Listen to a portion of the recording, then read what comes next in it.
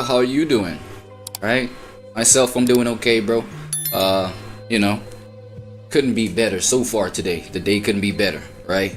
But we are gathered here today for the psychology of creativity. Breaking that down, right? This is for my creatively inclined minds out there, right? Gather around, let's see what makes up the psyche that you done developed to this day. You know what I'm saying? The mental processes that go on in your own psyche, so that we know what goes into, you know, having this creative mind or creative psychology. You know what I'm saying? Yeah, let's break that down, shall we? Cause this mind is straight chatter, but I can barely say something. I feel like shit don't matter, so beware the fun cutting. It's volumes of demise, I hear the sound buzzing. So when she said she wanna die, and he sees she ain't bluffing, so he held her to the skies, cried sour momentum. Passive with goodbyes, I'd rather you tell him. But now the truth is I've digressed from all the feelings. So Right. Well. Back for another one, right? Why not? I feel like why not? Okay, this time we're back for the psychology of creativity. You see, the thing is, I cannot even get like proper feedback as to whether people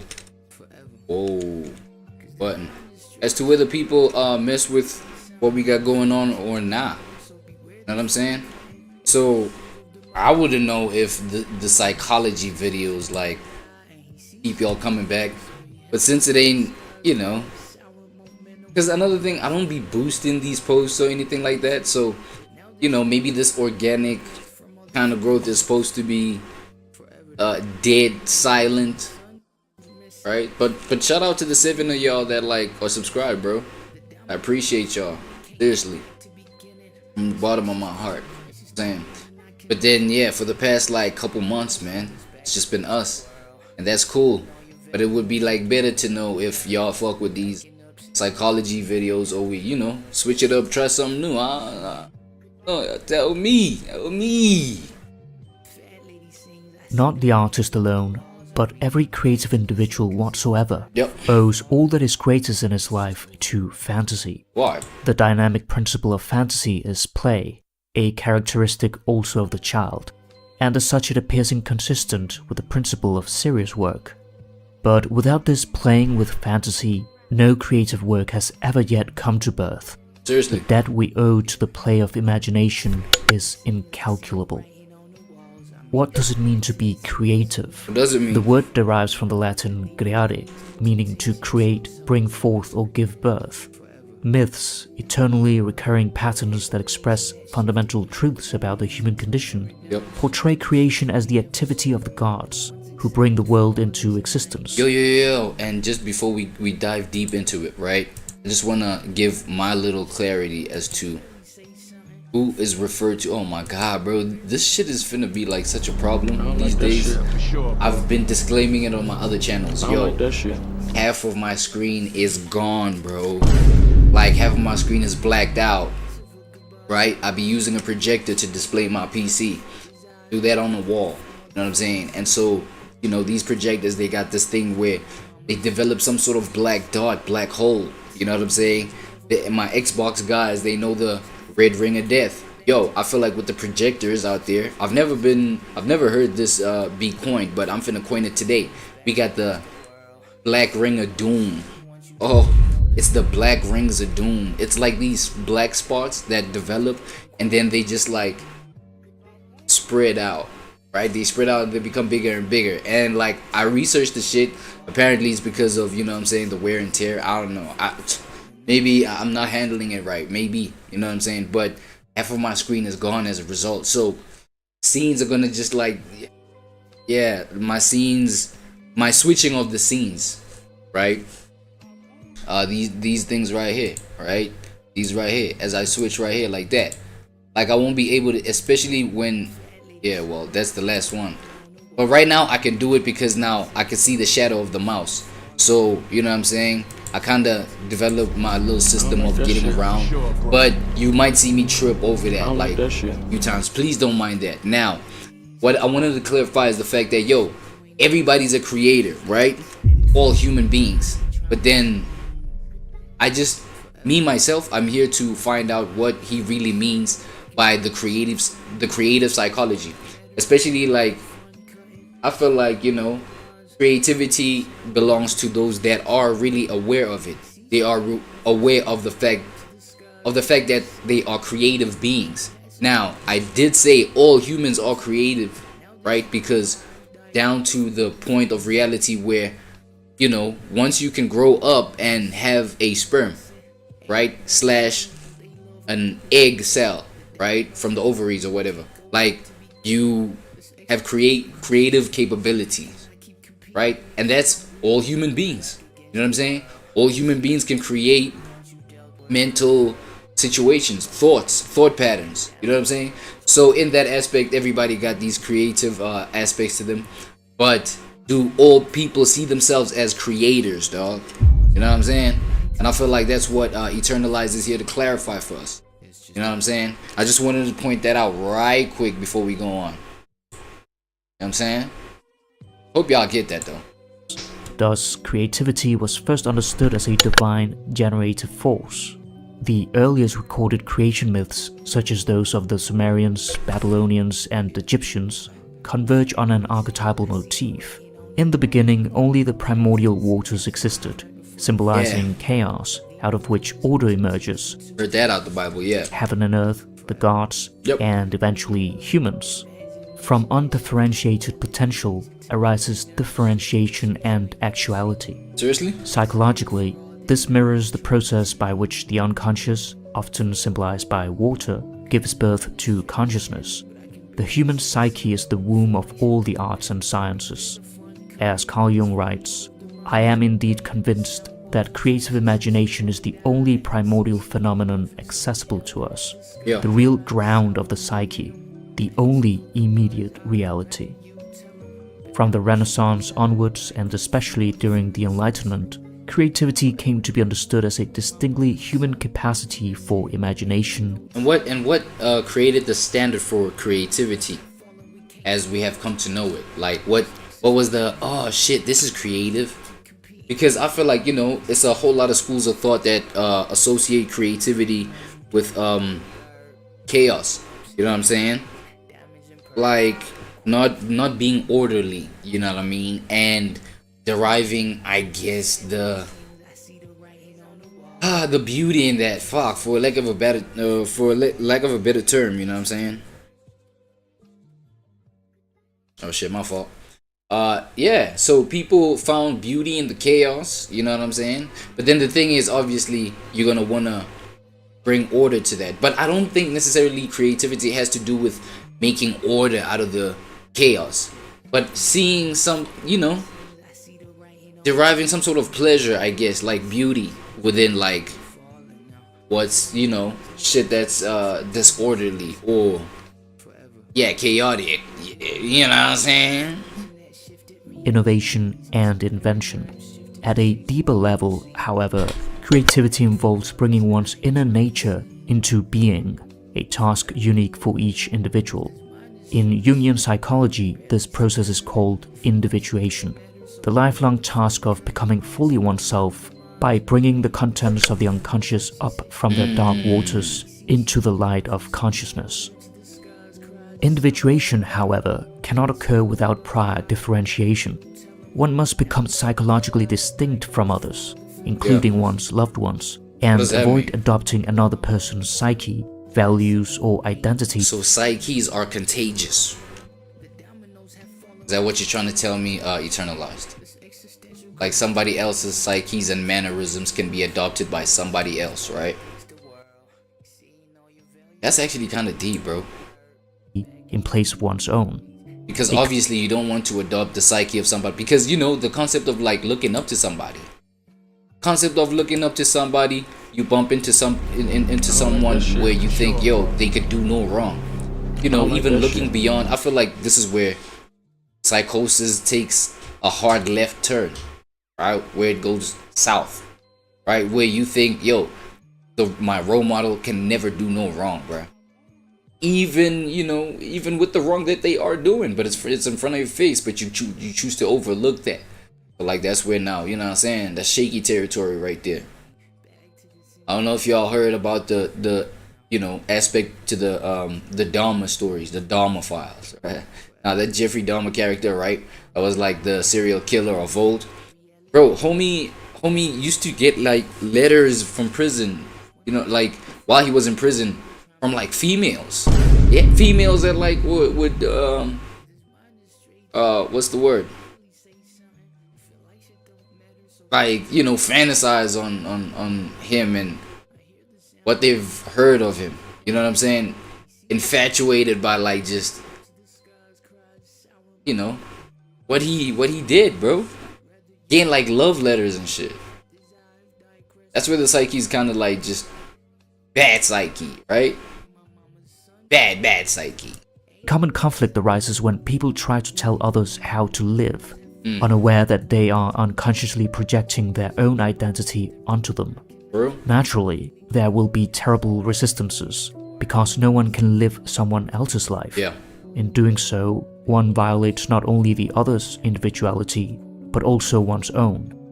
Rather than remaining unconsciously fused, one must establish a conscious relationship with others.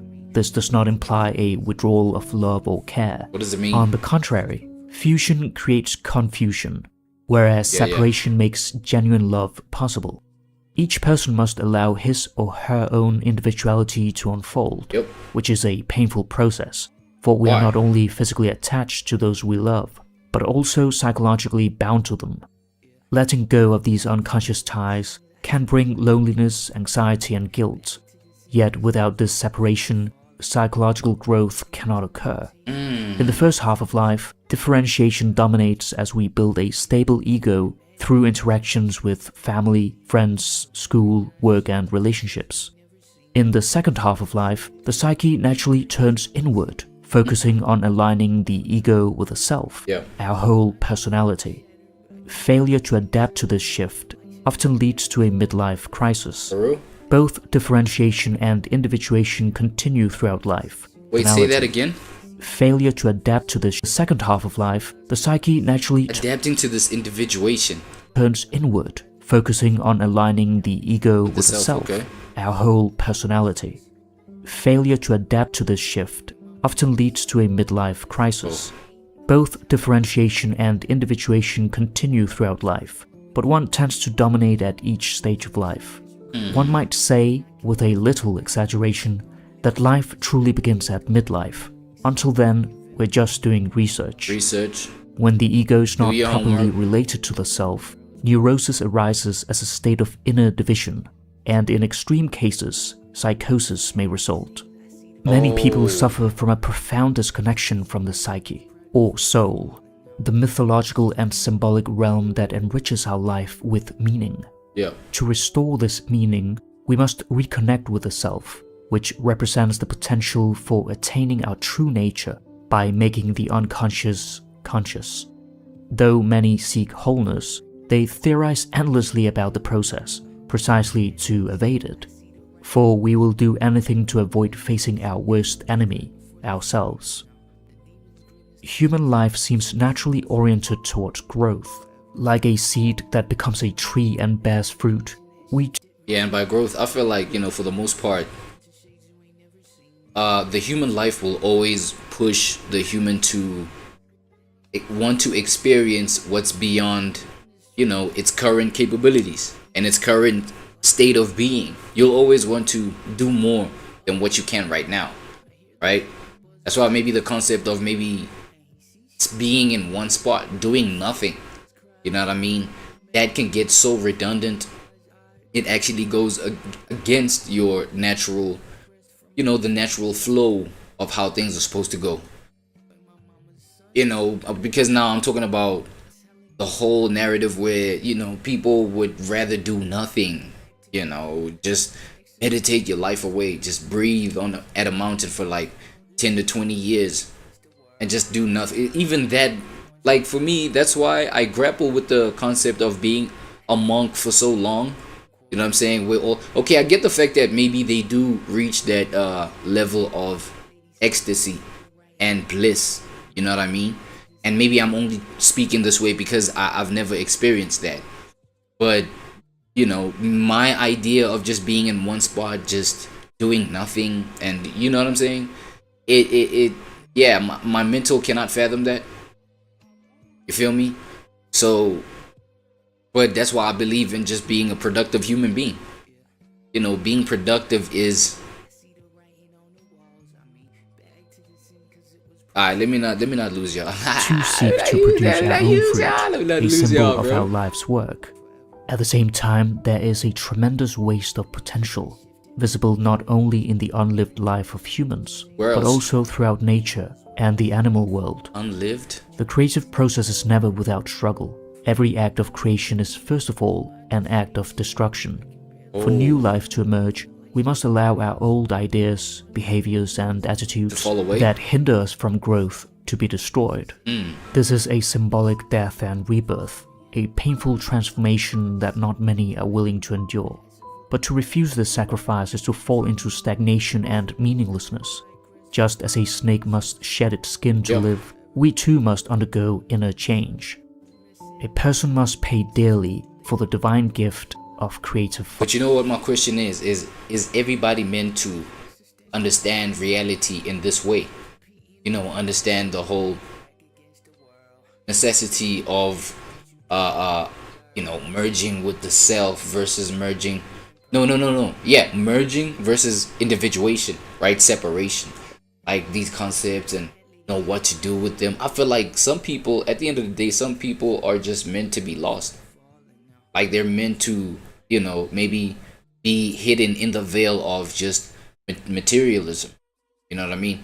And another thing, even if that is the case, it's not meant to be for your whole entire life. Maybe you're meant to just be lost for a phase of your life. You know what I'm saying? And because of that, like with that being said, I feel like that's why the teenage phase of, you know, damn near every human being is what it is. And I'm saying damn near every human being because I feel like there are teenagers who just I don't know.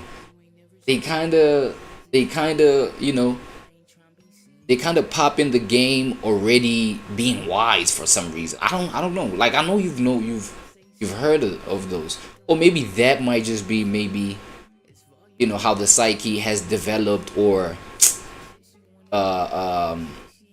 learned to function with its traumas. You know what I'm saying? You become overly stoic at like 14. You know what I'm saying? You aggressively maybe want to be, you know, extra smart and genius like, you know what I'm saying? And kind of militant at like 15, 13. You know what I'm saying? You get those kind of individuals. But for the most part, beyond that, that's why the teenage stage, right? It's that ignorant stage where you're still vulnerable, gullible, you know, naive, you feel me? Think you know a lot, fake deep, you know what I'm saying? I know I'm only 14, but this is deep type mentalities and, you know, super arrogant, you know what I'm saying? Yeah, it's that. And then you make these kind of mistakes where, you know, they end up just like giving you these reality checks that, nah, bro, that's not what it is. It's different, you know? And then you grow older, and then that's when you get things at a deeper level. You really understand that much of authentic reality. You know what I'm saying? Then now you can adapt. You can understand, okay, when to individuate, right? And when to stay separate. You know what I mean? And just integrate these two aspects of you. You know, so when I say like somebody someone may be meant to stay lost, it's not necessarily be like, yo, remain in hell or whatever. Yes, the circumstance may be hellish, but yo, even in those hellish moments and those hellish environments, bro, you know, they're there to teach you something. Peep, nigga, do your homework. Fire. The ancient Greeks regarded inspiration as a form of divine madness, really? A gift from the gods. Through the aid of the muses, personifications of human creativity, humans may briefly enter the realm of the divine and obtain the creative fire. But this gift comes with a cost. What's that? Those who trespass the limits of mortality to claim what belongs to the gods must ultimately pay a price.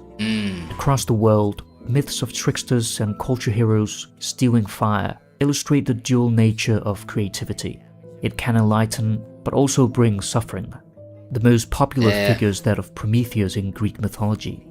As Hesiod recounts in Theogony, Prometheus deceived the gods, leading Zeus to withhold fire from humanity. Out of pity for mankind, Prometheus stole the fire back, an act for which he was condemned to eternal torment. In his wrath, Zeus sought to punish humanity as well, commanding Hephaestus to fashion the first woman from Earth, who would bring misfortune to man. Hesiod revisits the myth in Works and Days, framing Prometheus' theft of fire. Bro, let me just point this out too, like, since we are on, what Greek mythology, right, this is. I never really took much. I don't like that shit. I never really cared like that about whether, things were real, about, it's kind of like people that question whether, the events in the Bible, were those real, those physical events, was Eden really a physical place and things, you know what I'm saying? That's neither here nor there for me. But I feel like, the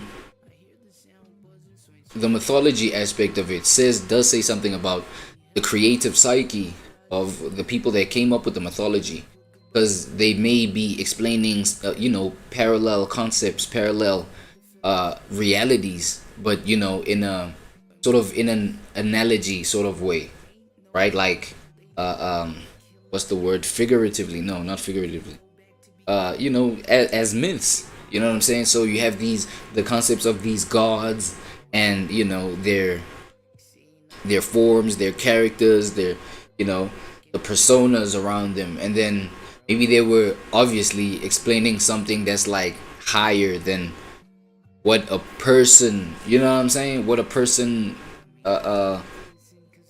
is capable of. Because obviously these gods had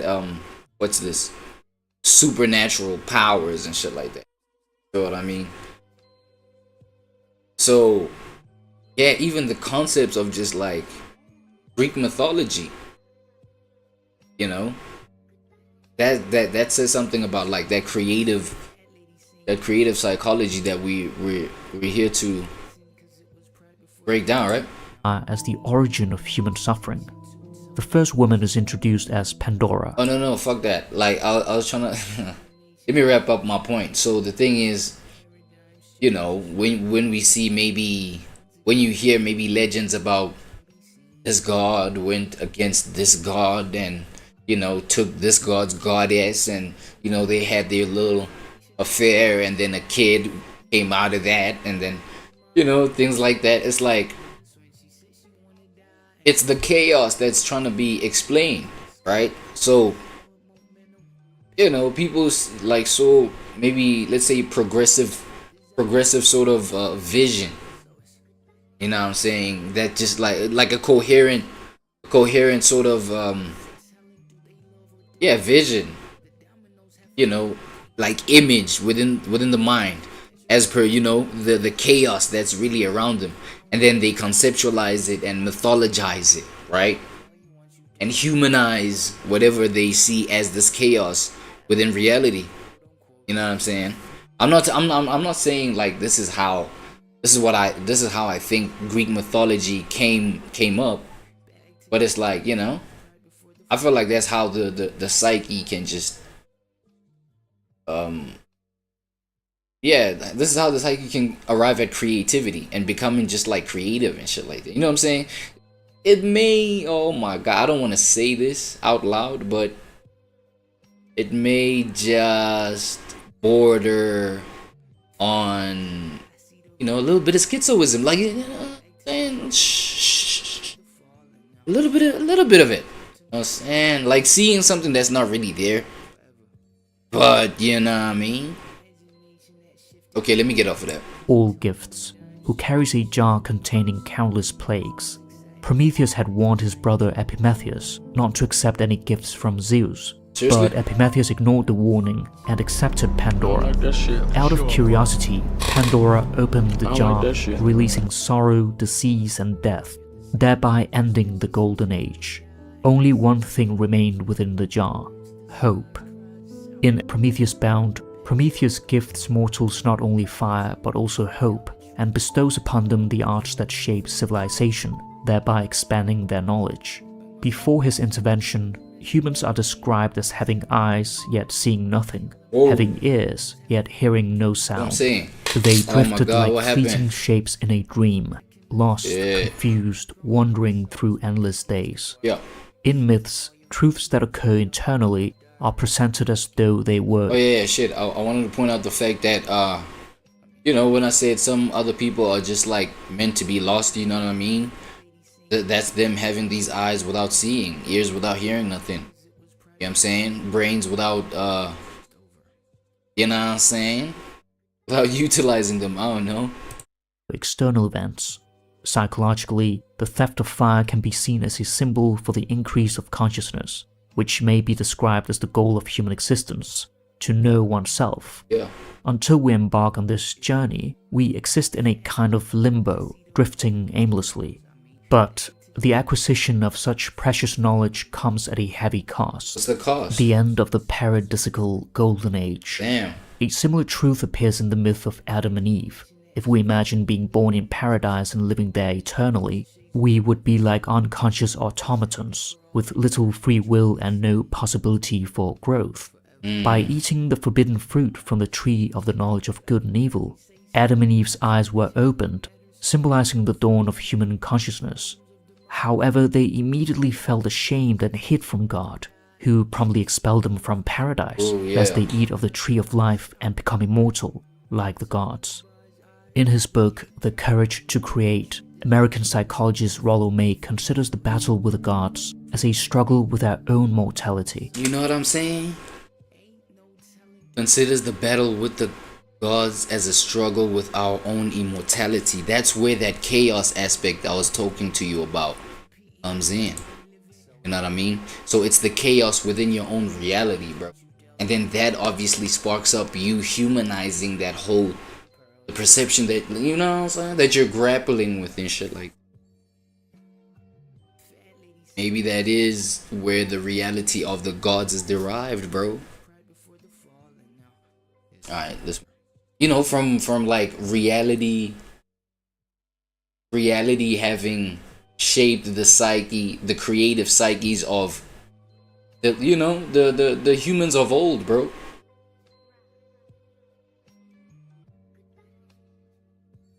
Alright, that's the wrong one. Alright, let's move on. Creativity is a way of reaching for immortality. Oh shit. We know we must die, and each of us must find the courage to face death. But we also rebel against it. As Dylan Thomas wrote, "Do not go gentle into that good night. Rage, rage against the dying of the light." Creativity arises from this very struggle. Michelangelo's writhing, unfinished statues of slaves, struggling in their prisons of stone, are a fitting symbol for our human condition. Bro? Every infant experiences a fall from paradise, a kind of archetypal maternal womb or original wholeness, when leaving the comforting circle of the mother to develop an ego. Yet without this fall, there would be neither consciousness nor creativity as we know them. Yo, you just touched on a personal subject, but I know it's not just unique to me. You know what I'm saying? The whole leaving the nest of the mother, you know what I'm saying? And we think it's unnatural for the mother, you know, to kick us out the house at a stage where you feel like you're still vulnerable. You feel what I'm saying? Kick you out the house and expect, yo, go spread your own wings, bruh. You know what I'm saying? You know, there are animals in the animal kingdom, I'm not sure which ones they are, like that literally kick their young out the home at a very, very vulnerable stage. Very young. You know what I'm saying? So, it's only natural, right? Thus, it can be seen as a happy, because it's needed, it's necessity. Listen to what he's saying, that without, like, what happens without this being independent and without this being kicked out the mother's nest. for the mother to develop an ego. Yet without this fall, there would be neither consciousness nor creativity Oh as my we know God. them. Oh. Thus, it can be Okay. seen as a happy fall, Happy or fall. fall upward, upwards? moving us from the Oh. stasis of the Edenic state to the full richness of the human condition, where duality and the tension of opposites make. But I'm not gonna lie, that shit, you know, it can develop within the human, like the growing pains, because it can feel painful. It can feel, you know what I'm saying? Like you can feel unwanted, like, oh, y'all kicking me out, y'all don't want me, y'all don't love me. But then obviously you're gonna grow into these human conditions where duality and the tension of opposites, you know, make growing sense for you. You know what I'm saying? It develops that strong mental and psyche, right? Growth possible. As Jung declared, only here in life on Earth, where the opposites clash together, can the general level of consciousness be raised. Okay. That seems to be man's metaphysical task. In The Marriage of Heaven and Hell, William Blake states that without contraries is no progression. Attraction and repulsion, reason and energy, love and hate are necessary to human existence. From these contraries spring what the religious call good and evil. Good is the passive that obeys reason. Evil is the active springing from energy. Good is heaven, evil is hell. The marriage of these opposites suggests that by reconciling them, we can transcend duality and go beyond good and evil. Yin and yang. This constitutes the true religious experience, through which we may return to paradise, but on a higher level of consciousness. This journey is depicted by Blake in Songs of Innocence and Experience, where the individual falls from innocence into experience and seeks to grow out of the fallen condition into higher innocence, a new Eden which transcends the original. Yo, this music better not get me yellow mark, man. Come on, bro. Eternalized. I thought we had a good relationship here. What went wrong, bro? What's this music now? Blake reverses the traditional view of hell as a place of punishment, instead portraying it as a realm of activity, desire, and energy, writing that energy is eternal delight. He walks among the fires of hell, delighted with the enjoyments of genius, which to angels look like torment and insanity. In contrast, heaven represents passivity, reason, and conformity. Thus, we can distinguish between two types of individuals: the energetic creators and the rational organizers, or the devils and the angels. Psychologically, Blake's hell can be understood as the unconscious, the source of inner drives, impulses, and creative urges, while heaven symbolizes the devils. Both are necessary. Whoa. Problems arise when one dominates the other, such as acting out destructive impulses or succumbing to excessive conformity. Blake writes, "He who desires but acts not breeds pestilence." In other words, repressed contents become dangerous, for they create neurosis and can erupt uncontrollably. By bringing unconscious psychic energy into consciousness, potentially destructive impulses can be sublimated into constructive or creative expressions. In this way, fire becomes a symbol of the creative forces of the unconscious, the flames of inspiration, and perhaps even the means of salvation. For fire burns away everything that is superfluous. Only the essential survives the fire. Yeah. One of the central figures in Blake's mythology is Lus, who is frequently associated to the labors of a blacksmith in his forge, heating metal in the furnace and shaping it on the anvil with his hammer, a symbol of creative work. Yeah. His ultimate task is to redeem humanity from its fallen state through the divine spark of imagination, restoring man's original vision of unity in a benevolent universe. Lus also takes the form of the Bard, a redemptive agent who has transcended the realm of experience, having seen through the veil that conceals the benevolent unity of the universe, which for others appears flawed or evil. Having awakened, the Bard sympathetically cries out to the masses of the earth, calling man to rise to his level of consciousness, suggesting that he too was once oblivious to such a vision. However, while all contain the capacity for this growth, not all achieve it. Some remain in That's what I'm saying. And not all are meant to achieve it. That's why it's always going to be that way. There's always going to be humans who, you know, like rise higher within their, you know, state of consciousness, rise higher, aka have these levels of experience within their consciousness, right? And then they'll always be like those that try out, so to speak, or just like, alert others of the state of being, and y'all gotta get here, and so to speak, wake up the others, because there'll always be the ignorant ones. You know what I'm saying? And for that reason, it's because this phase where people are supposed to stay asleep, it hits people at a different stage. So where you have woken up to these levels of awareness, being aware of these experiences, right? It's not gonna happen like that with everybody. Experience. The bard realizes that his fallen condition is not final but transformative, for without a prior fall, there can be no subsequent redemption. He also perceives time differently. Past, present, and future exist simultaneously. Yeah. This fusion of time belongs to eternity and stands apart from the ordinary temporal condition of fallen humanity. It forms a vertical, timeless axis that intersects the horizontal flow of time at every moment, offering a still point within the ever-moving world. Through creative work, we may at times enter the eternal now, a realm beyond space and time, where self-consciousness fades and we become fully immersed in the act of creation. This is the flow state. Flow state. He who learns to live in the present is truly free from all worries, for tomorrow never comes. Yeah, and I've heard that because of the fact that people would put much emphasis on things like their past or their present, right? I like that shit. And understanding, the characters, but the qualities of these different states of time, right? Phases of time, whatever. It's like being fixated on the past.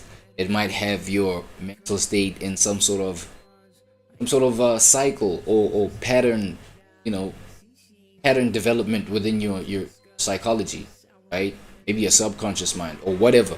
And then the future will always, like it can give birth to things like anxiety, constantly worrying, being absent-minded, aloof. You know what I'm saying? Always planning for the future, running towards the future. And then you look at the present moment. The present moment is always going to, it forces you to engage with what you have going on right now. It forces you to address all aspects of what you have going on right now. Your responsibilities, your desires, your impulses, like that's what the present always is. You know what I'm saying? So being fixated on these other two is like the past and the future. You feel what I'm saying? It gets you to even make decisions that, yes, they may not make sense right now, but the effects of that may be much more of a net negative than engaging in the present moment, because that's where I feel like, that's all we have actually, is the present moment. You know what I'm saying? For Blake, our true nature comes from what he calls the poetic genius. He writes that the poetic genius is the true man, and that the body or outward form of man is derived from the poetic genius.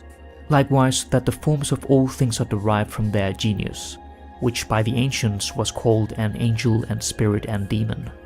As all men are alike, though infinitely various, so all religions and as all similars have one source. The true man is the source, he being the poetic genius. The poetic genius is the creative spirit within us all, which is of divine origin. And that's that spirit that I pointed out, though, that everybody got this creative spirit. But is everybody meant to be aware of it? Is everybody going to be aware of it? Right? And use it for their own either benefit, or some other people use it for humanity's destruction. You know how devious y'all can get. Y'all know that. It is the aspect of the psyche that strives towards unity. The word poet comes from the Greek poien, meaning to make or bring forth. Thus, a poet is literally a maker or a creator. In Roman mythology, the genius was a personal guardian spirit present at birth, shaping one's character and destiny. Though today the term is usually used to describe someone of exceptional talent or ability. Yep. The ancient Greeks called this guiding spirit a daimon, and he who followed it could experience eudaimonia, a state of good spirit and fulfillment. By attending to our true nature, we participate in the imaginative process and in the creation of our own myth. In doing so, we follow the path of the poetic genius. This creative spirit is the source underlying all art and myth. Blake's visionary work seeks to restore what the ancients called the Golden Age, not as a period in the past or future, but as the realization that God and man were one in paradise, and they still are, even though the illusions of the physical world often obscure this unity.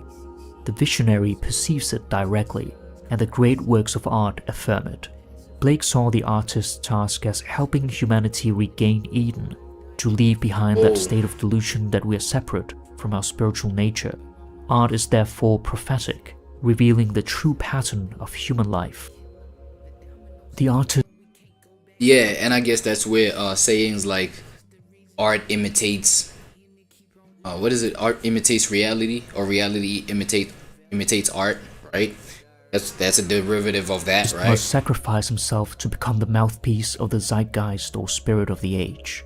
Modern art, for example, often shows alienation, anxiety, or disorder, reflecting what is happening in society. In this way, the artist gives us a distant, early warning of what is happening to our culture. The question is, can we decipher the meaning? James Joyce writes, "Welcome, O life. I go to encounter for the millionth time the reality of experience, and to forge in the smithy of my soul the uncreated conscience of my race." Damn. Every creative encounter is a new event. Each one demands an assertion of courage. The task is as arduous as the blacksmith's labor of bending red-hot iron in his forge to make something of value for human life.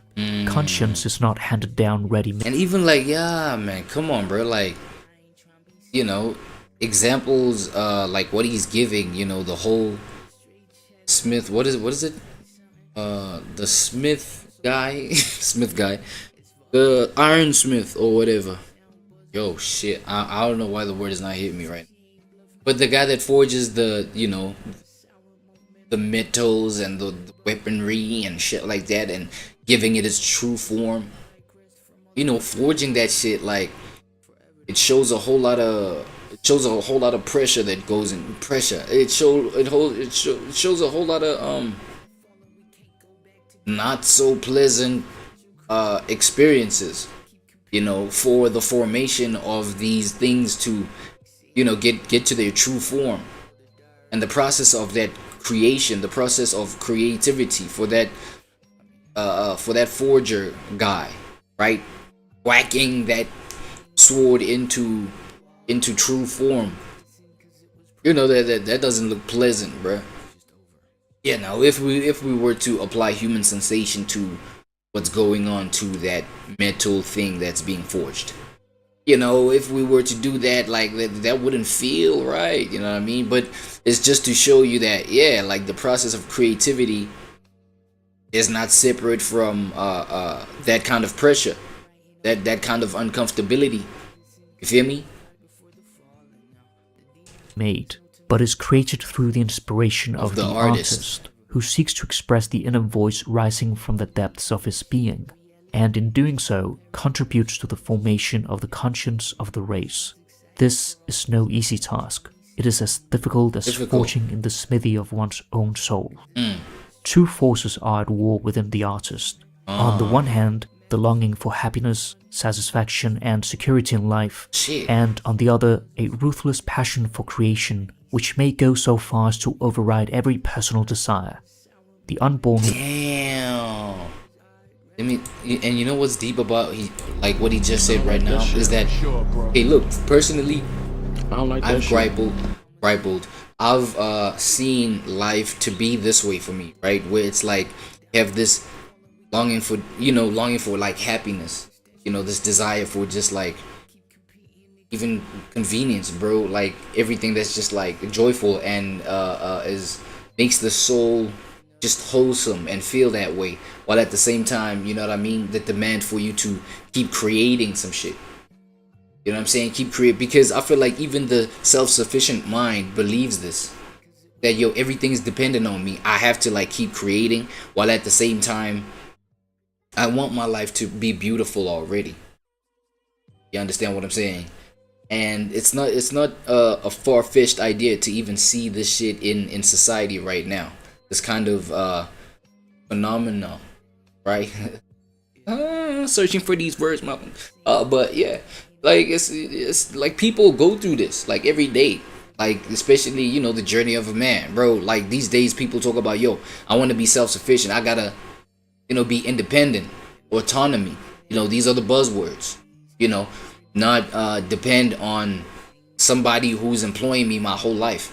You know what I'm saying? But at the same time, I gotta make my life desirable already. Feel me? And that's a hard one to. But you know, you being aware of this, I feel like you're that. You know, your psyche is displaying some aspects of creativity. And for as long as, I don't know, for as long as you like try and creatively construct the reality that you want, because again, creativity is, you know, there's some pain in it, there's some discomfort in it, right? So I guess that's part of like why a whole lot of people are just like battling, you know, being challenged in the responsibility of making their own lives make sense, while at the same time make it stable and comfortable enough for you to even, you know, sustain a family in there, because it has to, you know, reach a certain form of stability at the same time. Like your life outside of what you're trying to create, you know, the result of your life, the fruits of your life, they have to make sense for you to be able to sustain a family at the end of the day, because that's what a whole lot of people desire, right? There we go again, that whole skipping of the thing. Man, forgive my screen, yeah. Work in the psyche of the artist is a force of nature, pushing itself into existence, sometimes with little regard for the individual who serves as its vehicle. The creative urge lives and grows in him like a tree in the earth, from which it draws its nourishment. Yep. Jung writes, every creative person is a duality or a synthesis of contradictory qualities. On the one side, he is a human being with a personal life, yeah. While on the other side, he is an impersonal creative process. Art is a kind of innate drive that seizes a human being and makes him its instrument. The artist is not a person endowed with free will who seeks his own ends, but one who allows art to realize its purposes through him. Yeah. As a human being, he may have moods and a will and personal aims, but as an artist, he is man in a higher sense. He is collective man, a vehicle and molder of the unconscious psychic life of mankind. Yeah. That is his office, and it is sometimes so heavy a burden that he is fated to sacrifice happiness and everything that makes life worth living for the ordinary human being. If the lives of artists are often so unsatisfactory, if not tragic, it is either because of some personal inferiority or inability to adapt, or because they are compelled by forces beyond their control, which compel them to create willy-nilly. Jung writes, I've had much trouble getting along with my ideas. There was a daimon in me, and in the end its presence proved decisive.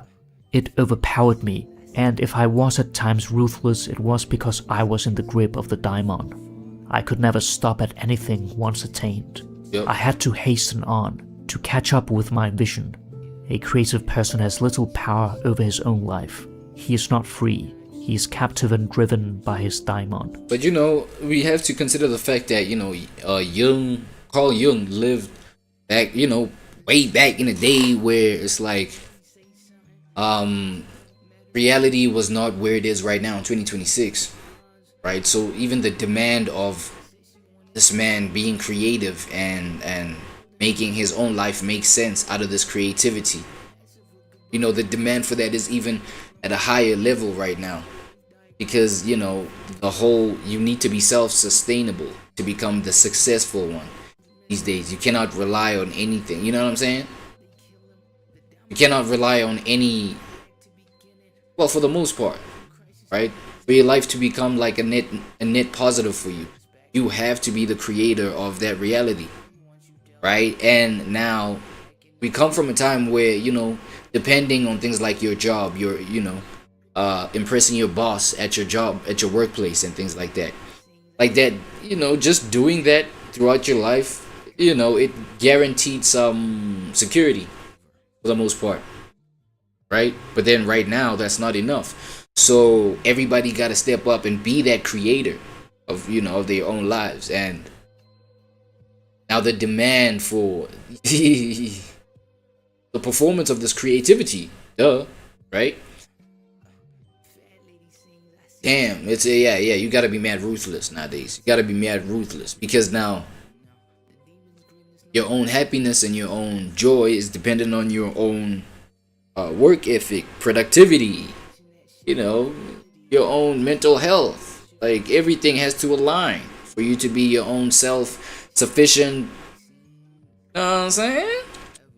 The diamond of creativity has ruthlessly had its way with me. Creative power is stronger than its possessor. The true artist is the one who enlarges human consciousness. This creativity is the most basic manifestation of an individual fulfilling his own being in the world. A work of art is something supra-personal. The work shapes itself. Thoughts and images arise that the artist never intended. Even so, he recognizes that it is something within him speaking, his own inner nature expressing what he could never say deliberately. Here, the artist feels subordinate to a power greater than himself and stands apart from the act of creation. However, not all works of art come into being in the same way. Some are created deliberately, with the artist consciously shaping the material to express a specific intention. In these cases, the artist is fully identified with the creative process, and his will and skill are inseparable from the work itself. Jung distinguishes between two modes of artistic creation, the psychological and the visionary. The psychological mode draws its material from the personal unconscious, crucial experiences, powerful emotions, suffering and passion, in short, the stuff of human fate. In the visionary mode, by contrast, the material is no longer familiar. It derives its existence from the hinterland of the human mind, as though it had emerged from the abyss of pre-human ages. These are the archetypes of the collective unconscious. Jung gives the example of Goethe's Faust as an illustration of these two extremes. Part 1 belongs to the psychological mode, while Part 2 belongs to the visionary. In the psychological mode, we rarely question the meaning of the material. In the visionary mode, we are unsettled and search for explanations. We are reminded of nothing. All those deeper questions of life, those existential questions of life and shit like that.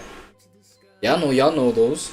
I know y'all know those. In everyday life, but rather of dreams, nighttime fears, and the dark, uncanny recesses of the human mind.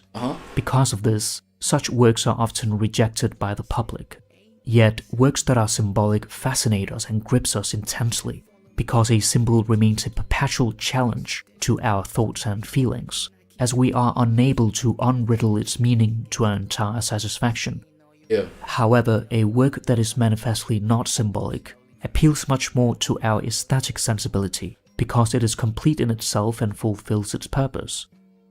Visionary or archetypal art contain primordial images that are true symbols, that is, expressions for something real but unknown. When an archetypal or mythological situation emerges, it hits us with intense emotion, transporting us far above the challenges of everyday life. At such moments, we are no longer individuals, but the race. The voice of all mankind resounds in us. Formation, transformation, eternal minds, eternal recreation. The visionary artist transforms personal experience into the shared destiny of humanity, turning the everyday into the eternal, and awakening the forces that have, from time to time, enabled us to find refuge from every peril and to endure the darkest times. What is essential in a work of art is that it should rise far above the realm of personal life and speak from the spirit and heart of the poet as man to the spirit and heart of mankind. This is the secret of great art. What is it? The creative process activates an archetypal image in the unconscious, which the artist shapes into a work that speaks to the present.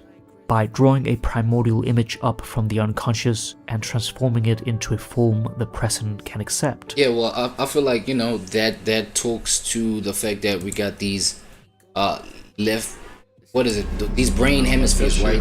The left brain, the right brain. The fact that you got that right hemisphere of the brain, you know what I mean? That is where the chaos has to make sense. That's where the chaos is received. That's where, you know what I'm saying, the boundaryless, the fluid aspects of your reality, you know what I'm saying, whatever you're getting within your reality, that's where that creative aspect can actually also be tapped into, you know what I'm saying? Whereas the fact that there's also that left brain, right, that left hemisphere of the brain, like, we have to make sense of these things. The brain will always want to make sense of these, you know, we'll always have to be like, yo, okay, what's the solution then? You feel what I'm saying? We'll always want to be like, okay, how can I, what the hell? Oh shit, I'm seeing something wrong. Damn. No, the brain will always be like, yo, then, like, when all is said and done, like, what are we doing? When 1 + 1 is like equals 2, that plus this equals what, nigga? Like, I need to make sense out of these things. You know what I'm saying? So since these two aspects always travel with one another, yeah, the shit that the stuff. Whoa, actually, yo, I've been telling myself, yo, I have to work on my language, dog. You know, because I don't know, I'm trying to be a better human being. But like, yo, it's just some words, bro. Some words. So please bear with me. My bad. I'm working on it actively, though. I would like to believe, you know.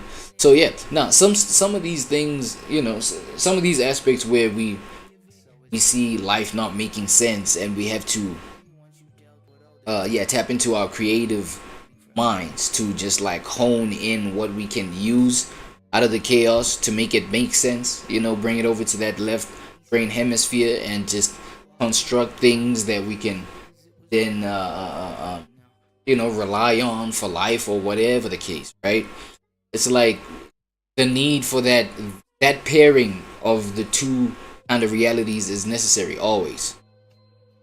You know what I'm saying? That's what I'm deriving. I mean, at the same time, man, he just broke down like a poem, man. Come on, like, you know, these kind of poetries, they mad deep, they mad ambiguous and things like that. So you can, you know, see it however you want to see it. Draw, like, leave it in the comments, if you will, right?